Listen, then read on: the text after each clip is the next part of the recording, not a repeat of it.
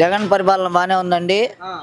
మా అంతా నంబర్ 1 గా చేశాడు ఈ 5 సంవత్సరాల్లో.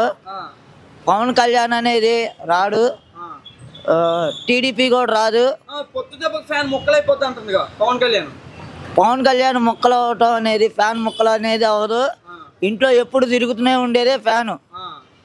అది సైకిల్ ఎప్పుడు బయట ఉండేది, అది ఎప్పుడు తుప్పు పట్టినా పక్కన పడేసేది సైకిల్. అది గ్లాస్ ఏంటంటే టీ గ్లాసు కడిగి పక్కన పడేస్తారు, అది పగిలిపోయేది.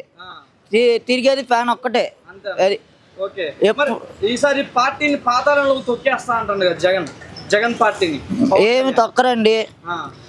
ఆయనకి ఎప్పుడు బాగానే ఉండిద్ది. ప్రజలు ఎక్కువ ఆయనకే సపోర్ట్, జగన్కే. ఎందుకంటే ఇవన్నీ పార్టీలు అందరూ ఏకమత్యం అయ్యి జగన్ తొక్కాలని చూస్తున్నారు. కానీ ఏకైక వ్యక్తి జగనే. ఈ అమ్మఒడి కానీ, ఈ మామూలుగా ఇవి అమ్మఒడి, రైతు భరోసా, 45 ఏళ్ళకి డబ్బులు ఇచ్చాడు. కానీ అంతకుముందు టీడీపీ వాళ్ళు ఏం చేయలేకపోయారు. ఇప్పుడు నెల నెల స్టోర్ బియ్యం వస్తున్నాయి, ఇంటింటికి వ్యాన్లు పెట్టి ఇవన్నీ ఇచ్చి చేసేది ఎవరు చేయలే. ఇదివరకు నేను ఏదన్నా గవర్నమెంట్ హాస్పిటల్కి కానీ ఏదన్నా ఆఫీసులకు వెళ్ళాలన్నా ఒక ఆఫీసు దగ్గరికి వెళ్తే వాడు తలదించేటట్టు చేసేవాడు. ఇప్పుడు అట్లా కాదు. సచివాలయం అనేది భలే ఏర్పాటు చేశాడు. అంతా వాలంటరీ వ్యవస్థకి ఇచ్చాడు, బాగానే ఉంది. జగన్ అనేది ఈ సంవత్సరం కూడా జగనే. జగన్ సిద్ధం అంటున్నాడు.